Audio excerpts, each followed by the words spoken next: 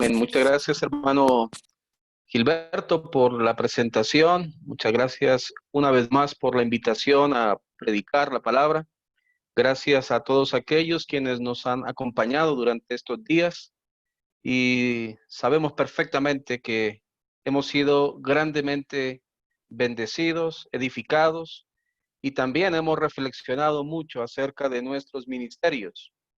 Recuerde que la temática de esta campaña tiene que ver más con el enfoque de los trabajadores de la viña y en eso necesitamos asumir gran responsabilidad y del mismo modo comprometernos cada día más con el Señor, en primer lugar, pero también, y este es el tema de esta tarde, el compromiso con la congregación local. Una de las problemáticas más fuertes al interior de la iglesia, en cualquier lugar, tiene que ver con el compromiso. Quienes hemos tenido la oportunidad de visitar varios países, varios lugares, nos hemos dado cuenta que una de las quejas o uno de los reproches que comúnmente los ministros, los predicadores, incluso ancianos, emiten respecto a sus congregaciones es justamente la falta de compromiso.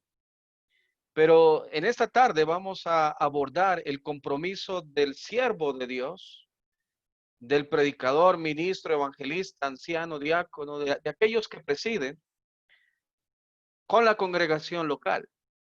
Pero sí me gustaría, en principio, tocar algo acerca del compromiso de la iglesia como tal. Primero debemos definir lo que significa compromiso. La palabra compromiso se entiende como una obligación contraída o un acuerdo formal al que llegan dos o más partes. Note bien, el concepto básico de compromiso es una obligación o un acuerdo formal, o como también se puede decir, un pacto.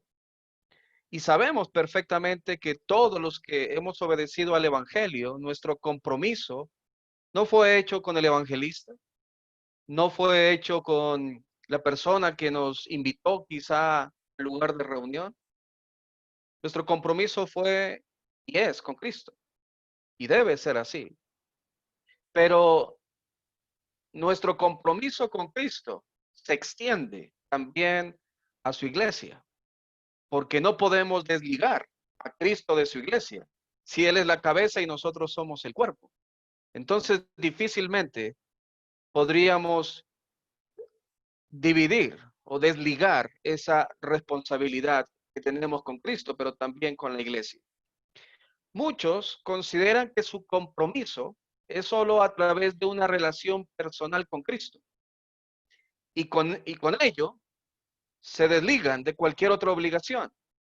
En simples palabras, no existe el mínimo interés por los demás, de aquellos que solamente creen que su compromiso es con Cristo y nadie más.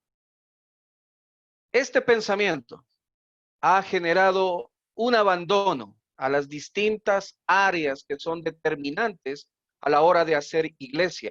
Recuerde que la iglesia también fue planificada desde la eternidad.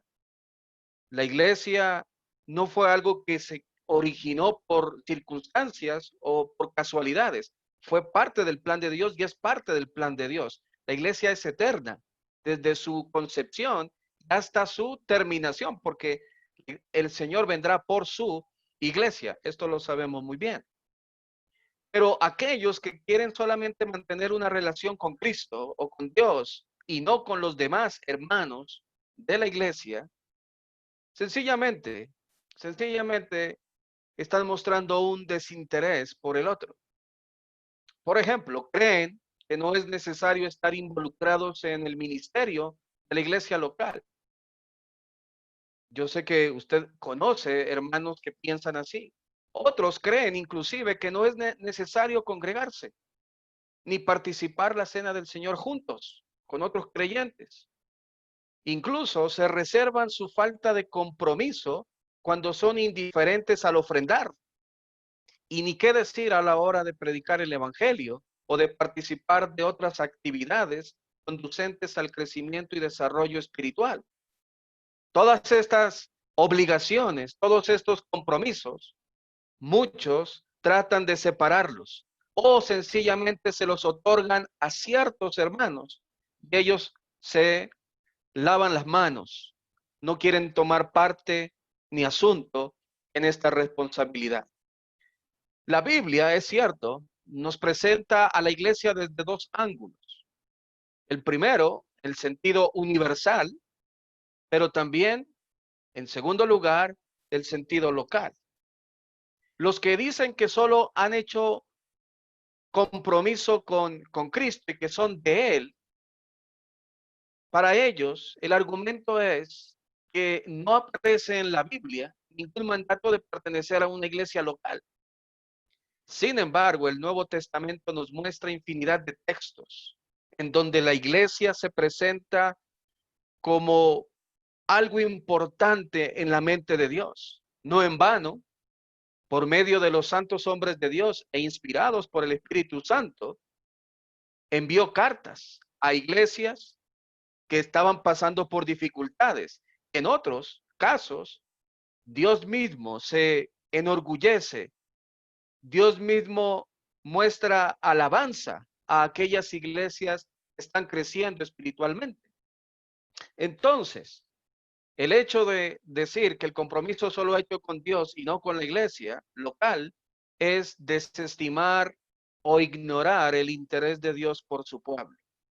Pienso yo que los que estamos en esta sala y aquellos que nos escuchan, en su gran mayoría entendemos que hay un compromiso con nuestras congregaciones locales.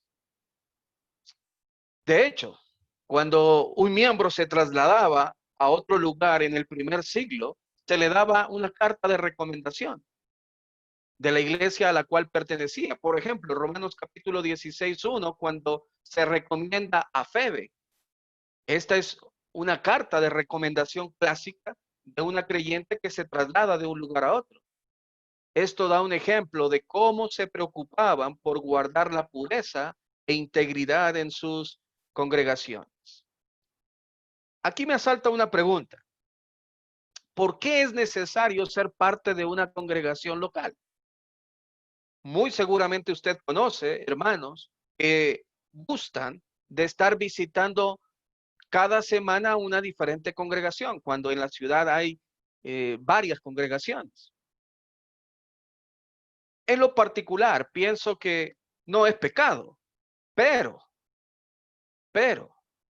cuando se hace esto, se está limitando su propio crecimiento espiritual, su propio desarrollo, porque cada congregación va, y siempre lo hace, a estimar, a considerar a aquellos que son fieles, aquellos que se congregan con regularidad, aquellos que muestran crecimiento espiritual y la habilidad necesaria para poder servir dentro del reino.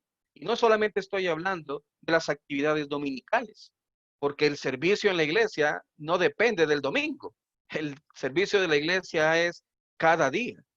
Cada día debemos estar haciendo iglesia a través de las diferentes actividades. Pero a esta pregunta, ¿por qué es necesario ser parte de una congregación local? Quiero mostrarle 4 puntos, brevemente, antes de abordar el tema por el cual estamos en esta tarde. En primer lugar, es necesario pertenecer a una congregación local por un asunto de comunión. Dice Primera de Juan capítulo 1, versículos 6 al 7, si decimos que tenemos comunión con Él, con Dios, y andamos en tinieblas, mentimos y no practicamos la verdad. Escuche bien el verso 7.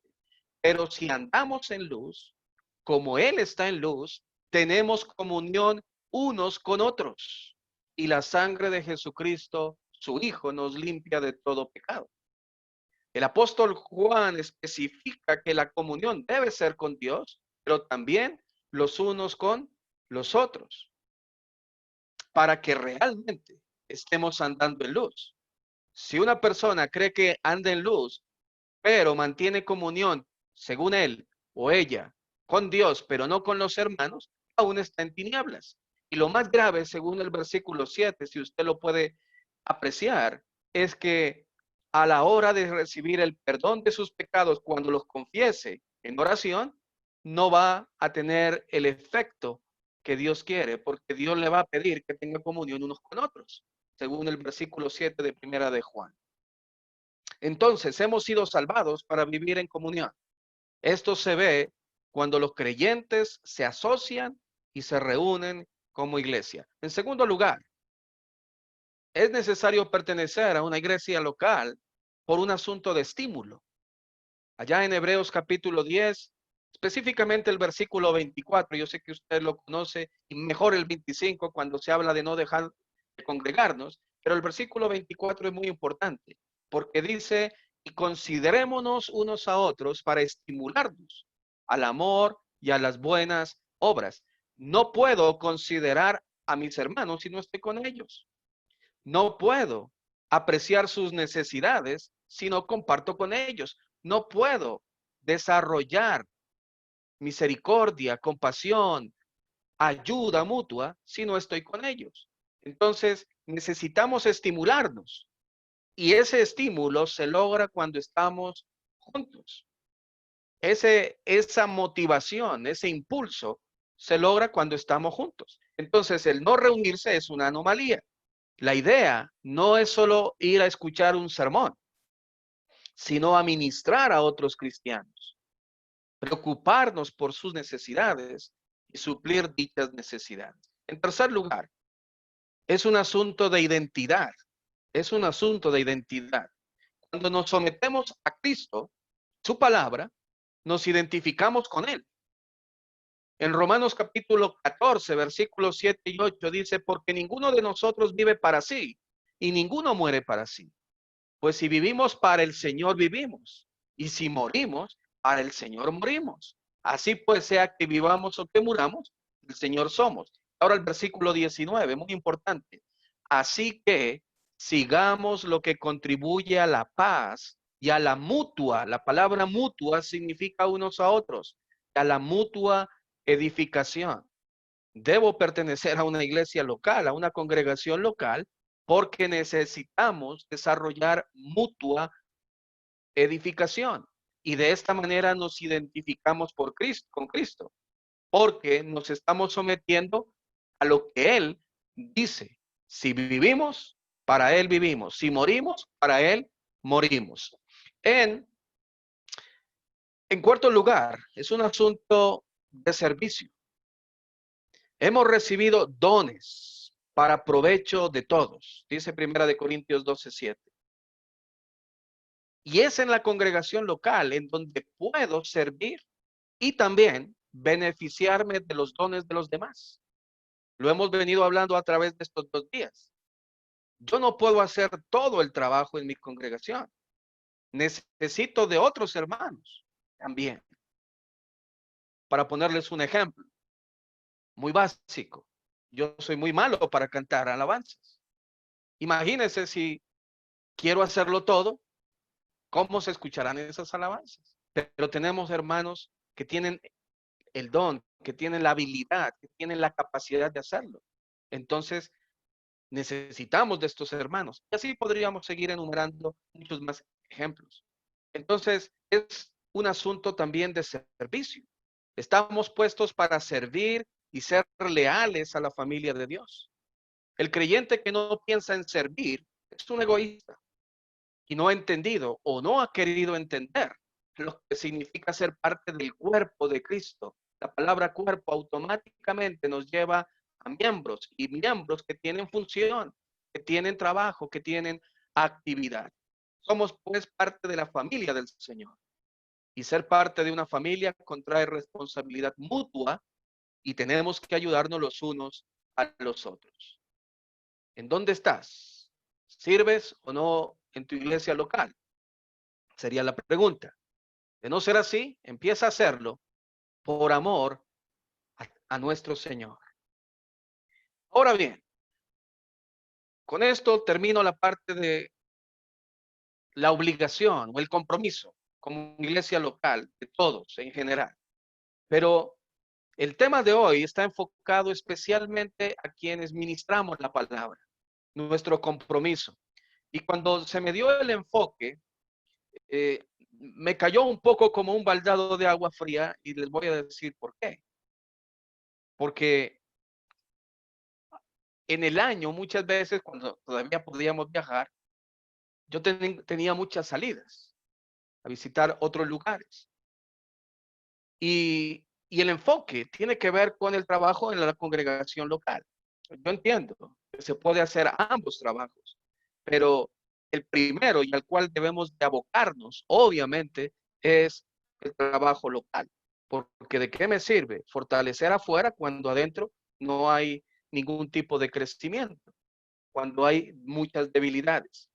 Entonces, como siervos de la viña, debemos dar el primer ejemplo a los hermanos. Sería injusto que se le exija a los miembros a ser comprometidos si esto no parte por quienes ministran la palabra. Así fue como lo entendió Pablo a la hora de encargar la función de evangelistas a sus colaboradores más cercanos. Tenemos dos muy claros, como el caso de Timoteo, cuando Pablo le rogó que se quedase en Éfeso, primera de Timoteo 1:3. Y también Tito, cuando se le encarga que haga su trabajo en Creta, allí en Tito capítulo 1, versículo 5. La razón por la que Pablo dejó a estos siervos tanto en Éfeso como en Creta era justamente para que ellos sean testigos de primera mano de todo lo que estaba aconteciendo al interior de las respectivas congregaciones locales. Sería difícil corregir las diversas falencias de cada iglesia, sino también desarrollar un liderazgo dentro de ellas si estamos ausentes. Por tal motivo, tomó esa decisión. Recuerde, Pablo deja a Timoteo en Éfeso, no sabemos cuánto tiempo. Pablo deja a Tito en Creta, no sabemos por cuánto tiempo.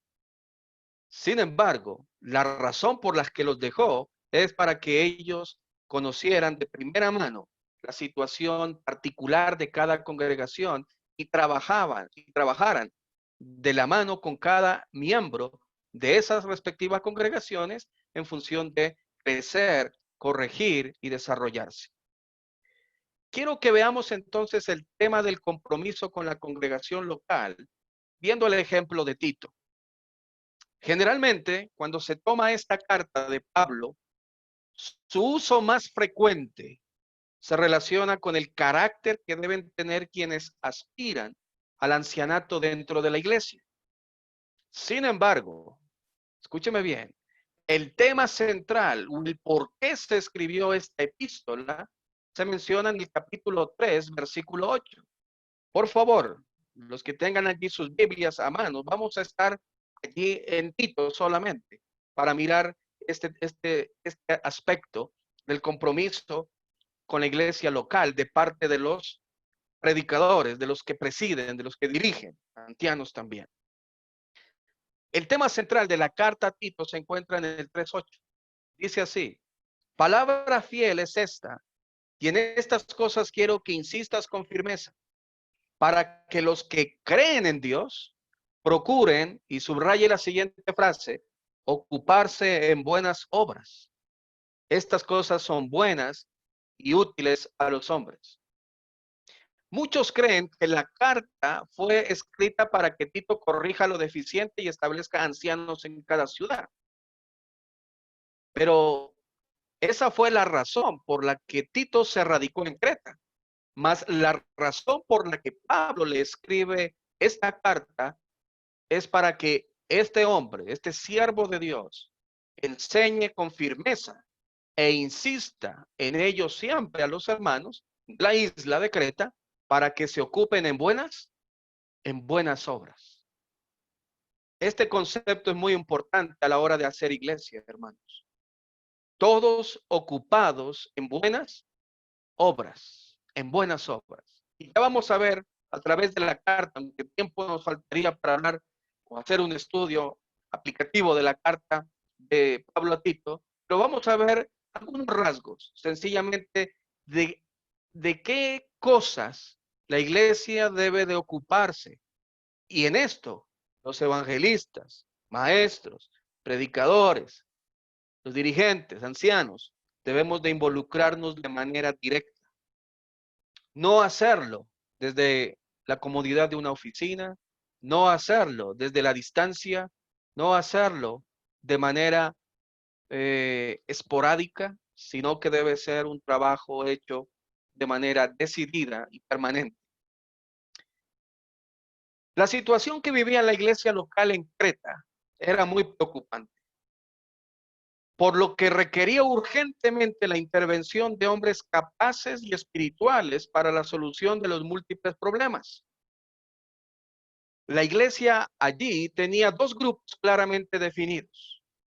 Por un lado estaban los judaizantes, o también conocidos como los de la circuncisión, capítulo 1, versículo 10, porque hay aún muchos contumaces, habladores de vanidades y engañadores, mayormente los de la circuncisión. Este tipo de grupo, este tipo de gente era rigurosa, estricta en cuanto a la ley de Moisés, y creaban a la vez prescripciones y prohibiciones donde Dios nunca lo estableció. Capítulo 1, versículo 14 de Tito. No atendiendo a fábulas judaicas ni a mandamientos de hombres que se apartan de la verdad. Por ese motivo Pablo les llama rebeldes, les llama engañadores, pues su regla, el Antiguo Testamento, ya abolida, ya abrogada con la muerte de Cristo, ellos pretendían revivirla y vivir bajo esa voluntad. Hacerlo es ir contra Dios. Lo sabemos muy bien. Cualquier persona que se quiera someter a la ley, cualquier punto de la ley, está obligado primero a guardarla toda y en segundo lugar, la ley no lo justifica. De hecho, en otro texto allá en Gálatas dice que si alguno quiere ser justificado por la ley, está haciendo del sacrificio de Cristo vano. Le está diciendo a Jesús que vino inútilmente a este mundo. Ese era el primer grupo. A ese grupo podríamos llamarles los controladores, los manipuladores, pues quieren ejercer dominio sobre los demás. Pregunto, ¿en la actualidad hay hermanos así? Conocemos de hermanos, conocemos de dirigentes de la iglesia que actúan de esa manera, manipulando y tratando de tomar el control de la iglesia, como si ellos fueran los dueños de la viña, los dueños de la iglesia. Tristemente, tenemos que decir que los hay. Y esto nos lleva justamente a no perder de vista cada movimiento dentro de la iglesia. Y aquí me acuerdo lo que el hermano Amaya nos enseñaba el día de ayer. Hay un desgaste físico, hay un desgaste mental, emocional en el ejercicio de la predicación, en el ejercicio de cuidar la iglesia del Señor, en el ejercicio de servir en el reino. Porque hay movimientos de ciertos hermanos, aún obviamente envueltos en el pecado, engañados por el pecado, intentan hacer este tipo de, crear este tipo de ambientes de control. El segundo grupo que había en la iglesia de Creta eran los mismos cretenses, de origen griego, por lo tanto gentiles, y con un perfil pagano. Fíjese en capítulo 1, versículo 12, un profeta, poeta del cuarto siglo antes de Cristo, llamado Epiménides, dijo esto. Dijo esto, los cretenses, siempre mentirosos, malas bestias, glotones, ociosos. Su propio profeta, dice el apóstol Pablo, dijo esto acerca de ellos. A ese grupo podemos llamarles los descontrolados, los de la circuncisión, los que quieren controlar, y los cretenses, los descontrolados, pues vivían guiados por sus pasiones, instintos, lentos para poner autodisciplina, lentos para poner restricciones a sus propias.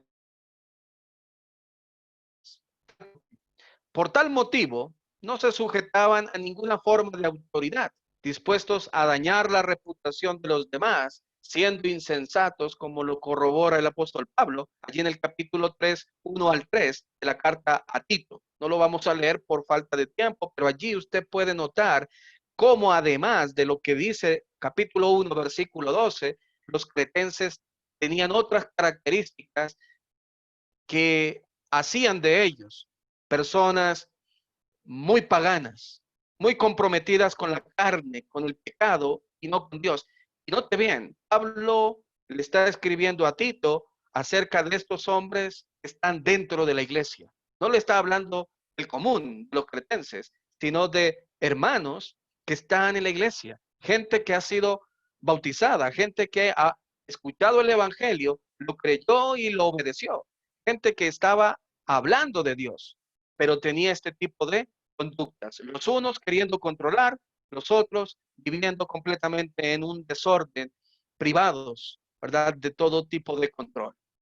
Pregunta, ¿hay hermanos así en las congregaciones hoy en día?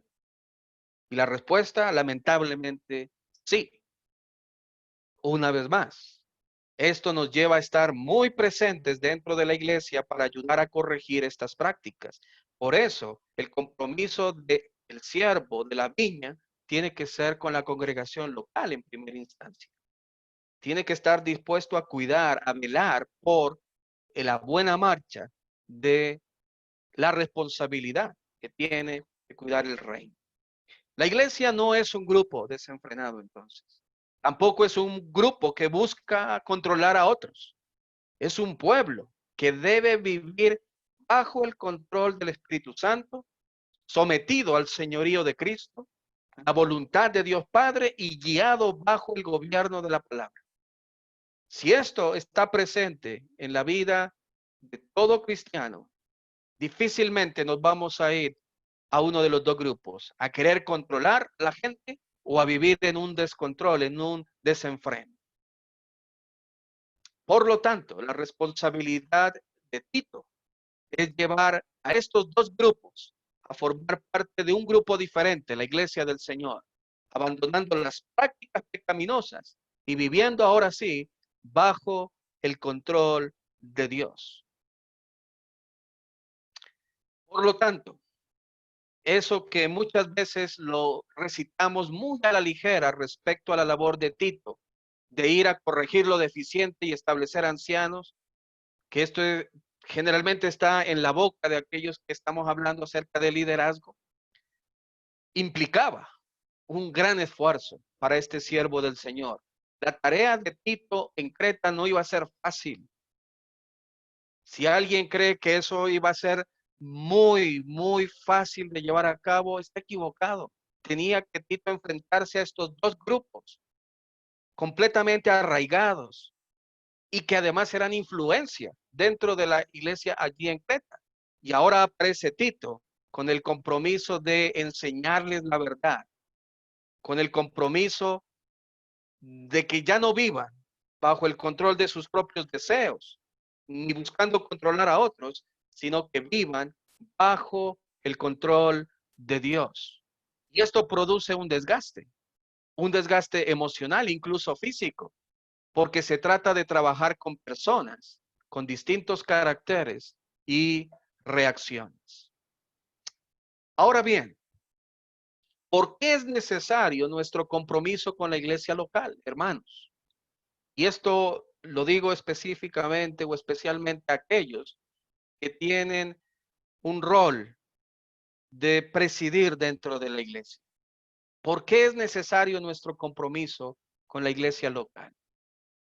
La carta de Tito, o a Tito, perdón, nos ayudará a entender que la presencia de este fiel ministro de Jesucristo era necesaria en Creta para orientar, animar, reprender, corregir, enseñar a los hermanos envueltos en estas prácticas pecaminosas, como el manipular a otros, y el de vivir en el desenfreno de sus pasiones sin control alguno. Fijémonos en las siguientes instrucciones de Pablo para Tito, primeramente en la carta. Usted, quien está tomando nota, lo puede hacer. Pero capítulo 1, versículo 5, Pablo le dice a Tito, corrige y establece. Capítulo 1, versículo 11, tapa la boca, o en otras palabras, silencia o manda callar. Capítulo 1, versículo 13, repréndelos duramente. Capítulo 2, versículo 1, pero tú habla lo que está de acuerdo con la sana doctrina. Capítulo 2, versos 6 y 9, exhorta o anima. La palabra exhortar es animar, no regañar. Capítulo 2, versículo 15. Esto habla, exhorta y reprende con toda autoridad, nadie te menosprecie. Capítulo 3, versículo 1, recuérdales. Capítulo 3, verso 8, insiste. Capítulo 3, versículo 9, evita. Capítulo 3, versículo 10, deséchalo. Fíjese bien, estas son las instrucciones puntuales de Pablo a Tito. Esto tenía que entenderlo, este hombre, siervo de Dios, debía de entenderlo muy bien, porque estas eran las cosas que había que hacer en Creta. Son términos que nos muestra el rol que Tito debía cumplir allí. Muchas prácticas y relaciones se iban a romper debido a la enseñanza de la verdad. Y es así, porque la palabra de verdad, cuando es bien enseñada, debe transformar la mente de la persona y acercarla a Dios. Y eso implica renuncia, implica cambios, implica incomodidad. Sin embargo, no podemos ignorar que la primera responsabilidad de conducta e integridad debía ser del mismo Tito. De nada hubiese servido si Tito va, reprende, exhorta, silencia, desecha, si él no da el primer paso en ser ejemplo. Fíjese lo que dice capítulo 2, versículos 7 y 8 de ahí de Tito. Y sé tú mismo un ejemplo para ellos, le dice Pablo, al hacer todo tipo de buenas acciones. Que todo lo que hagas refleje la integridad y la seriedad de tu enseñanza. Enseña la verdad para que no puedan criticar tu enseñanza. Entonces los que se oponen quedarán avergonzados y no tendrán nada de malo que decir sobre nosotros. Esto es lo que le está diciendo Pablo a Tito. Antes de hacer esto, primero medita, primero trabaja en ti mismo. Sé ejemplo. Lo mismo que le dijo Pablo a Timoteo, a quien dejó en Éfeso. Sé tu ejemplo. Nadie tenga en poco tu juventud, pero sé tu ejemplo en palabra, en amor, fidelidad, etcétera, etcétera. No basta con predicar y enseñar a otros, hermanos. Si primero esa predicación y enseñanza no es dirigida hacia nosotros mismos. Ahora sí, vamos a mirar por qué es necesario trabajar con la iglesia local. ¿Por qué es necesario nuestro compromiso con ellos? Y lo vamos a ver a través de la carta a Tito una vez más. Porque se necesita enseñar a ocuparse de la piedad, a estar ocupados de la piedad. Eso es parte de lo que debemos comunicarle a la iglesia. Muchos están esperando mensajes o sermones que tranquilicen su conciencia. Muchos buscan escuchar lo que quieren escuchar, muy parecido a los tiempos del pueblo de Judá en los días de Jeremías. Ellos hacían una selección acerca de los profetas. Profetas que hablaban cosas agradables a sus oídos, ellos los aceptaban. Pero cuando viene Jeremías y les habla la verdad, lo desecharon. Porque así hay gente, lamentablemente, en la iglesia. Pero hay que enseñar en la iglesia a que se ocupen de la piedad. El término piedad tiene al menos dos enfoques en la Biblia. El primero y más conocido es tener compasión o misericordia.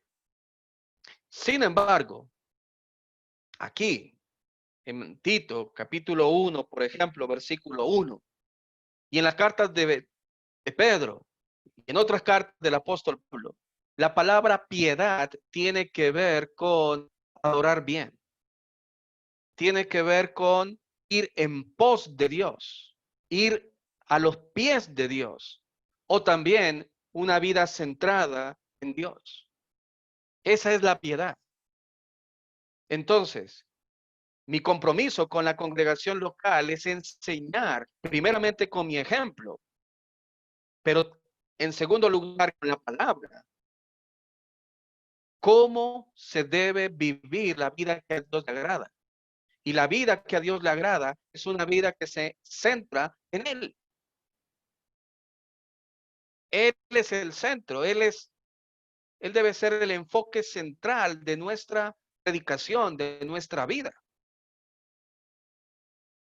Enfocado hacia la eternidad, porque todos nosotros queremos estar eternamente en la presencia de Dios. Un cristiano debe buscar, confiar y familiarizarse con la verdad para desarrollar una vida ajustada en Dios y así alcanzar la tan anhelada vida eterna. Y a eso se le llama piedad. La piedad está relacionada con la verdadera adoración, el verdadero culto que le ofrecemos a Dios. Y ese verdadero culto no es lo que hacemos nosotros el día domingo. A veces me impresiona cuando escucho a las personas decir, ¿te gustó el culto? Refiriéndose a la reunión de la iglesia. En primer lugar, el culto no se limita a ese tiempo del domingo. El culto es nuestra vida, una vida de adoración. Y en segundo lugar, el culto no es para que me guste a mí. Si hablamos de la reunión de la iglesia, es para que Dios sea glorificado y Él se sienta agradado. La piedad, hermanos, tiene que ver justamente con un ejercicio diario de buscar el rostro de Dios. El apóstol Pablo cuando le dijo a Timoteo, ejercítate para la piedad, pues no solo tiene beneficio en esta tierra, sino también en la venidera. Ese ejercicio para la piedad significa acercarnos cada día a Dios. Cada día yo debo estar más cerca de Dios. Y eso es ser una vida, llevar una vida piadosa. El impío es lo contrario a la piedad, es aquel que se aleja de Dios. Y esto hay que enseñarlo, hermanos. Por eso mi compromiso con la iglesia local no es entretener a la iglesia, sino enseñarle lo que Dios quiere para él, como también para mí, que es buscar una vida más cerca de él, una vida más íntima con él. En segundo lugar,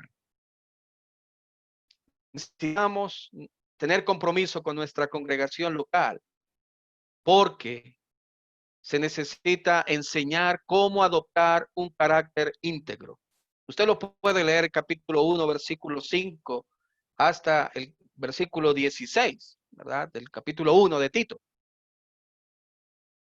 ¿Se ha preguntado por qué Pablo no le pidió solamente corregir lo deficiente a Tito? Yo me he hecho esa pregunta. ¿Por qué se le pide además que establezca ancianos? Ya solo con el primer asunto es difícil y una carga muy pesada, debido a los dos grupos que estaban dentro de la iglesia en Creta. Sin embargo, se añade lo de establecer ancianos. ¿Por qué? Porque el resultado de una buena enseñanza, el resultado de una buena corrección, va a preparar un liderazgo saludable. Ese es el beneficio que trae consigo la palabra aplicada. No se olvide, cuando Pablo le dice a Tito, establece ancianos, ¿de dónde iban a salir los ancianos? De ese grupo de la circuncisión y de ese grupo de los cretenses. No iban a venir de otro lugar. Establecer ancianos allí tiene que ver con un trabajo que implica esfuerzo, tiempo, dedicación, una buena enseñanza. Los cambios van a estar a la vista. se van a evidenciar. Ahora, ¿por qué es necesario tener ancianos o pastores u obispos, que es lo mismo dentro de la iglesia? En el contexto de Creta, por dos motivos. El primero, frenar lo nocivo del grupo de los de la circuncisión, resistiendo de esta manera el error doctrinal. El rol de los ancianos es justamente detectar qué tipo de alimento espiritual está participando el rebaño. Y si se da cuenta que es un alimento pésimo, de mala calidad, que no sirve, ¿qué debe hacer el pastor? Debe de tomar el control, debe tomar las riendas de una buena enseñanza.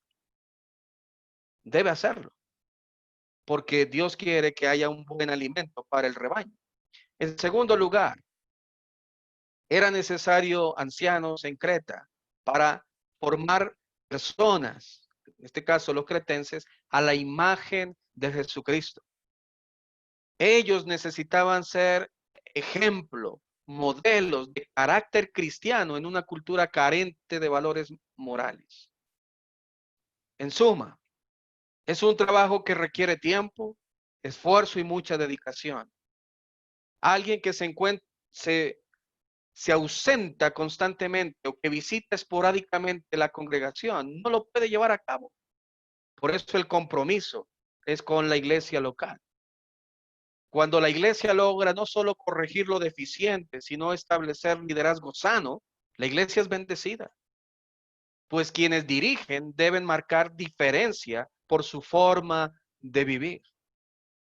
Eso lo menciona el autor a los Hebreos, allá en el capítulo 13, tanto en el versículo 7, versículo 17 y versículo 24. Aunque la palabra pastores allí no es justamente poimen, sino que tiene que ver con dirigentes. Esto implica no solamente a los hermanos que están en el ancianato, sino también cualquier hermano que sea y hermana que sea influencia dentro de la iglesia.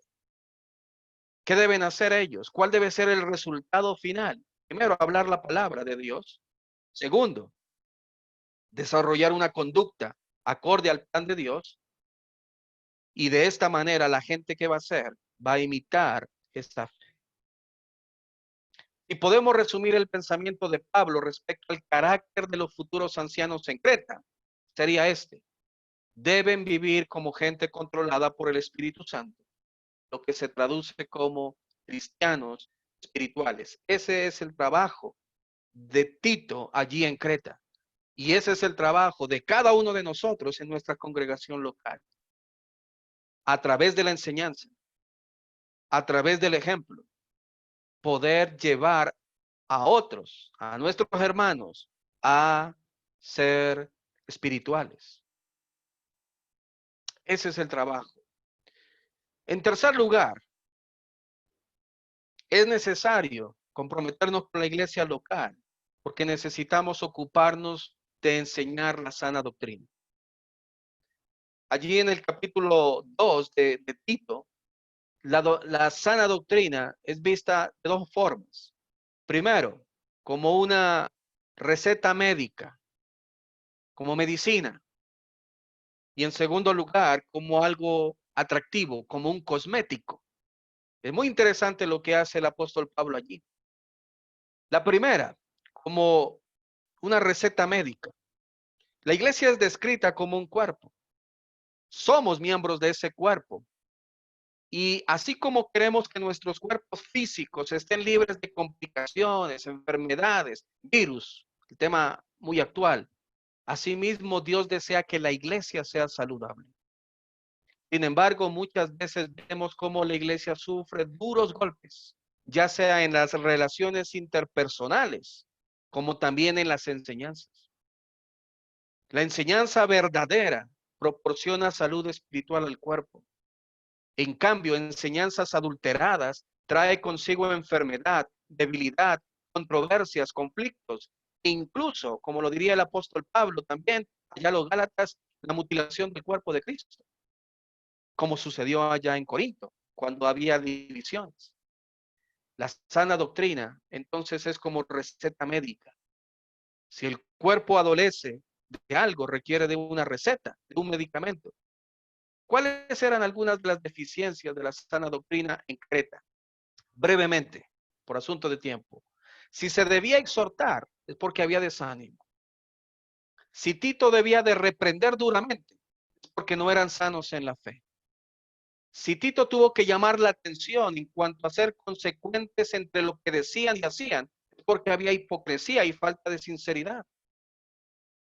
El conflicto, si bien es una oportunidad para crecer en cuanto a cómo manejamos el problema, el conflicto, cuando se deja pasar, se deja acrecentar, se va a convertir en algo que va a llevar a la crisis de la iglesia.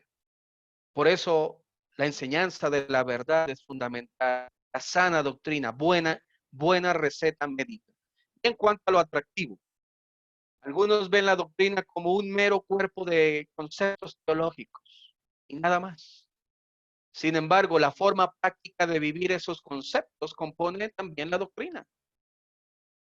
Jesús, allá en Lucas capítulo 4:32, dice la palabra, hablaba y la gente se admiraba de su enseñanza, de su doctrina, pero esta era acompañada por su vida práctica. Jesús hablaba con autoridad y la autoridad no era que hablaba muy fuerte. La autoridad no tiene que ver con una voz de mando, sino la autoridad es lo que acompaña lo que dice. Lo que acompañaba a Jesús es su ejemplo. De hecho, Jesús primero hacía y después enseñaba. Algo que nosotros hacemos generalmente al revés. Primero enseñamos y luego vemos si podemos practicar. También, en cuarto lugar, es necesario ser o estar comprometidos con la iglesia local y estar allí presentes, porque la iglesia necesita instrucción. No debemos perder de vista el material humano con el que contaba Tito en Creta para llevar a cabo su ministerio. ¿Lo recuerda? ¿Cuál era el material que tenía Tito en Creta? El material humano. Los judaizantes, los de la circuncisión, y los cretenses, las malas bestias, los siempre mentirosos. ¿Quién le hubiese gustado trabajar en esa congregación? Yo creo que a ninguno, pero había que hacerlo. Y Pablo se enfocó en Tito como herramienta para este trabajo. Y parte de ese trabajo es instruir. La palabra instruir significa formar a través de los detalles. Literalmente significa eso. Formar o educar a través de los detalles. Es, es como, para ilustrarlo, es como tomar la mano del niño, ¿verdad? Con su lápiz y enseñarle a hacer las letras. Hay dos tipos de instrucción. La formal, que es la entrega de conocimientos, como la de un maestro. Eso es lo que hace un maestro. Entrega conocimientos. Pero también hay un tipo de instrucción que es el informal, que es ser un referente. Es la práctica de los conocimientos siendo un referente. Ambos tipos tienen que deben estar en la iglesia. El formal, a través de la enseñanza de la palabra, de la verdad, pero también el informal, es decir, siendo un referente, siendo una influencia dentro de la iglesia. Y aquí viene una pregunta muy importante para cada uno de nosotros. ¿Qué tipo de referente es usted en su congregación? ¿Qué tipo de referente es? ¿Es aquel hermano o aquella hermana en donde los demás buscan consejo? ¿Donde los demás buscan refugio? ¿Buscan palabras de ánimo? ¿Es usted referente en cuanto a que la gente se acerca a usted para contarle su situación, sus necesidades, lo que piensa, lo que siente, sus sufrimientos? Cuando una persona llega a ser referente, la gente va a buscarle para ser instruido. Y esas son las instancias que tenemos para formar los hermanos. En la iglesia hay muchos grupos con los que hay que trabajar. El capítulo 2 muestra ahí en Tito esos grupos. Ancianos, refiriéndose ya a hombres de edad, ancianas, mujeres también de edad, jóvenes, a los mismos líderes y a los siervos.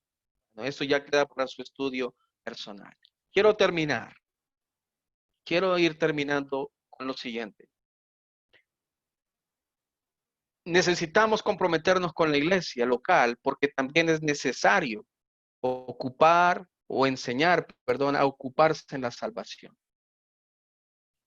Debo comenzar señalando que el propósito central de Dios para con el hombre es la salvación, sin ningún tipo de acepciones. Capítulo 2, verso 11 de Tito, dice, porque la gracia de Dios se ha manifestado para salvación a todos los hombres. En ese todos los hombres estaban estos cretenses que eran malas bestias, siempre mentirosos, glotones, ociosos y los de la circuncisión. Sin embargo, el hombre precisa abandonar todo aquello que impida llevar a cabo el plan de Dios. Debe tomar un nuevo estilo de vida, como lo dice el versículo siguiente, el capítulo 2, verso 12, enseñándonos que renunciando a la impiedad y a los deseos mundanos, vivamos en este siglo sobria, justa y piadosamente. Mientras se produce el regreso glorioso de nuestro Salvador, versículo 13, aguardando la esperanza bienaventurada y la manifestación gloriosa de nuestro gran Dios y Salvador Jesucristo. Creo, en lo personal, que esta sección debió ser incómoda para los cretenses como para los judaizantes, puesto que estos dos grupos debían tomar responsablemente el plan de Dios para llegar a ser el único pueblo, ese pueblo celoso de buenas obras, versículo 14, quien se dio a sí mismo por nosotros para redimirnos de toda iniquidad y purificar para sí un pueblo propio, celoso de buenas obras. Amados hermanos, necesitamos un compromiso genuino con nuestra congregación local. Pero ese compromiso no radica solamente en reunirnos el domingo o en participar de las actividades. Implica la formación de aquellos hermanos que tenemos a nuestro alrededor. Implica considerar a los demás hermanos en su formación, en su instrucción, en su corrección. Y eso me lleva o me obliga a mí a trabajar más decididamente. Es un desafío más grande el que tengo, porque me importa realmente la iglesia del Señor, porque sí es de mi interés lo que le sucede a la iglesia del Señor. Cuando una persona tiene ese sentido de pertenencia con la congregación, le importa el sufrimiento del hermano, se alegra con los que se gozan, como dice allá en Romanos, comparte la felicidad y la tristeza, todos los sentimientos son de todos cuando hay sentido de pertenencia. Pero esto comienza con nosotros, los que estamos presidiendo. Y aquellos hermanos que no están presidiendo, que forman parte de las congregaciones, un ruego, colaboren con sus congregaciones, decididamente también. Ayuden a aquellos que los presiden para que hagan su trabajo, como dice allá en Hebreos capítulo 13, que hagan el trabajo de manera tranquila, de manera pacífica, donde no haya dificultades, no quejándose. Es el texto. Allí, obedeced a vuestros dirigentes y sujetaos a ellos, porque ellos velan por vuestras almas, como quienes han de dar cuenta, para que lo hagan con alegría y no quejándose, porque esto no es provechoso. Termino con este último texto, amados hermanos. Eso se encuentra en 2 de Corintios 12, 14 al 15. Y esto para aquellos que presidimos o servimos de alguna manera en el reino. Pablo les dice a los hermanos, he aquí por tercera vez estoy preparado para ir a vosotros. Y no os seré gravoso, no seré una carga para ustedes, porque no busco lo vuestro. Pablo no estaba interesado en las cosas materiales de los corintios, sino a vosotros. Pablo estaba interesado en las personas, no en lo que tenían. Pues no deben atesorar los hijos para los padres, sino los padres para los hijos. Y este texto para mí es un lema dentro del ministerio. Y yo con el mayor placer gastaré lo mío, y aún yo mismo me gastaré del todo por amor de vuestras almas, aunque amándoos más, sea amado menos. Que Dios nos bendiga, hermano.